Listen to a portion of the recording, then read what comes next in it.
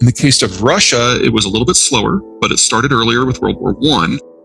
And by the time we got to the post-Cold War collapse, the birth rate fell so far that the Russians now, today, are simply not able to man their army. This is their last gasp. This is their last chance if they're going to rewrite the borders. And that brings us back to geography. Because if you look at a map of Russia, the population lives in kind of this sideways V going from the European side to the Asian side, getting thinner as it goes. But there are no natural boundaries around it. No oceans, no mountains, no deserts. It's a lot of open territory that the Mongols crossed, the Germans crossed. They've been invaded 50 times. All 50 of those times, the invader has come through one of 9 gateway territories, like the Polish Gap or the Bessarabian Gap. So the Russian plan is, with this last chance they have, to forward deploy to those gaps and plug them before they lose the military capacity to even try. So this was always their last chance, and Ukraine was never the end of it. It's actually step 4, I would argue, after things like Crimea and Georgia and Nagorno-Karabakh and Kazakhstan. And it's not the end, because they still have to get to Bessarabia, they still have to get to Poland, they still have to get to the Baltic. So when they're done with Ukraine, we still have 6 more countries. There's not a lot of leadership left. We're in this weird situation because of demographics, that they now have a total national elite of probably only about 150 people. And so every time one of them slips in the shower and falls on some bullets or chokes on a chicken bone or whatever it happens to be, it's a national crisis, because these people are irreplaceable. They're the survivors from the KGB cadre from the late Cold War. They haven't trained up any new ones. They haven't had the institutional capacity to do that. So here in the United States, our elite is over 2 million people, because you can get into it from business. You can be a public servant like Biden.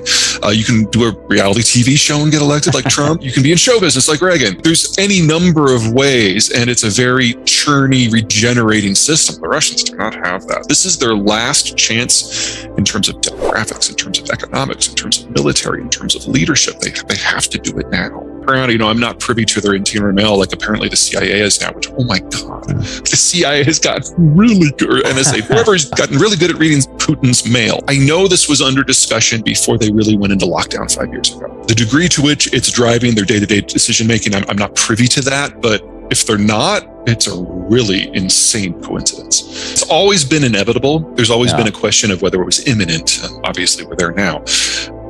There's something that a lot of people in the foreign policy space have been saying for years, that, we pushed them into this to a degree. By expanding NATO, we made them more and more unstable, more and more paranoid. And there's something to be said for that, because the Russians have always known they had to get these gaps. But the only version of Russian security that would have satisfied Russia is if the Russians were able to write the security policies or occupy a number of countries with a combined population of twice of their own. That was never a viable option. These critics, they're right, but they're also stupid. What really drove the Russians to do it right now, as opposed to 8 years from 8 years ago, but why February, is when Trump was president.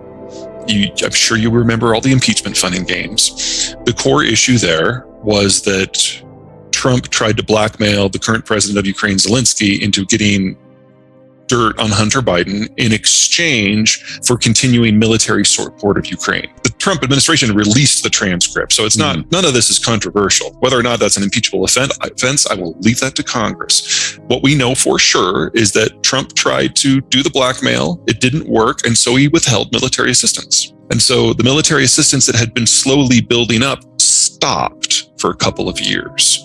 And it wasn't until we get to the Biden presidency that it picked up again in large scale. And it wasn't until the Biden administration became in power that some of the weapon systems that we had provided, we gave them permission to use them on that eastern front where the separatists were.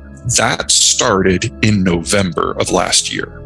Those weapons finally faced the Russians in November. That's when the buildup in Russia started. They realized that the window for them was closing very quickly. Because if you can operate a Nintendo Game Boy at Javelin missiles easy, and all of a sudden they were losing armor and trucks to Javelins a dozen a week, and they realized that if they didn't act soon, Ukraine wouldn't be nearly as easy to fall. And now we're in a situation where I think we've provided them with something like 3,000 launchers. The Russians can still win, but the cost is going to be very, very high. There are 3 countries in human history that have threatened the United States. Britain, with Lend-Lease in World War II, they became our junior ally. We will never let them out of that position. Mexico, we invaded them. We took half their territory. We're best buds now. Russia that pointed nukes at us, that still points nukes at us, that never stopped pointing nukes at us.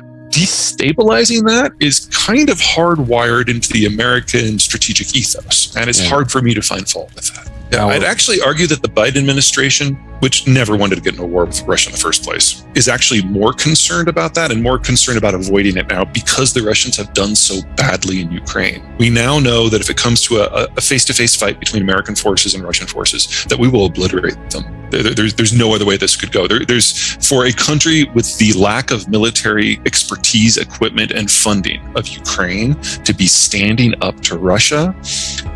Are the Ukrainians overperforming? Sure, but the Russians they're coming across like the Iraqis in Desert Storm. They just don't seem to know even how to drive a truck down a road without running out of gas. There's a 40-mile column of armored vehicles and tanks coming down from Belarus that has now been stalled for over a week because it ran out of fuel, and then it ran out of food, and everyone just had to leave their vehicles and walk back to Belarus. That's insane. So if you put that against the US Army and Air Force, oh my God. In a scenario of an American-Russian clash now, the Russians have two options: a humiliating retreat and nukes. And so if you are Biden, you were thinking that Ukraine was going to fall relatively quickly, and you would then feel this insurgency. There's now this outside chance that Ukraine might actually succeed at fighting off the Russians. It'll be bloody, it'll be painful, it'll take years. But if the Ukrainians can stay in the game against this foe, then the foe isn't all that. It's not a balance. It's you give the Ukrainians everything they possibly can use in a guerrilla format. Because as long as that is going on, as long as that war is happening, as long as the Russians are locked down, they can't move to the next step. And the Russians are highly unlikely to use nukes against Ukraine, because you want to talk about humiliation. Nuking your fellow Serbs who stood up to you without them even having a military, I don't think the Russians would consider that an option, because honestly, it wouldn't achieve anything for them. From the Biden administration's point of view, from the Germans, from the Swedes, from everybody in the West point of view, this is how we prevent World War III. We make sure that Russia dies in Ukraine. Putin has really isolated himself. He's not as bad as Obama. He's not as bad as Chairman Xi in China, but he's like a close third in terms of how isolated he is now from everyone in terms of figuring things out.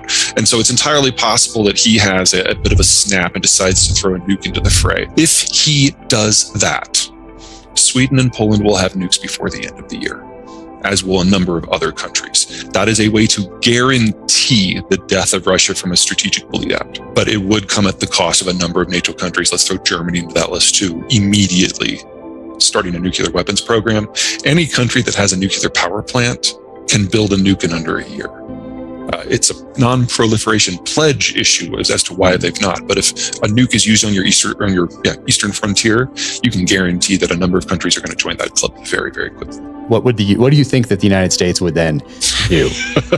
I mean, we're piling ifs upon ifs here, but we would definitely return the nuclear fleet to Europe.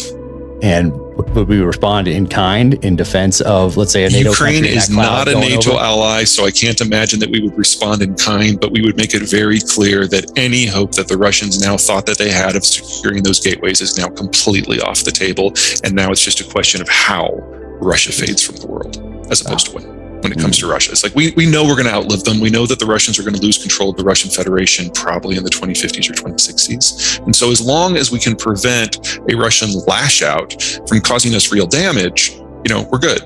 We're now seeing a lash out. Now, it's not against the West's interests directly, but it has provided an opportunity for Russia to be stuck in a mess of its own making that very few countries that matter are on the other side of. Of course, the biggest country that's on the other side of this is China. And I would argue, just because of a layout of the infrastructure and the resources in Russia, that all the sanctions on Russia are actually going to cause as much damage to the Chinese as to the Russians.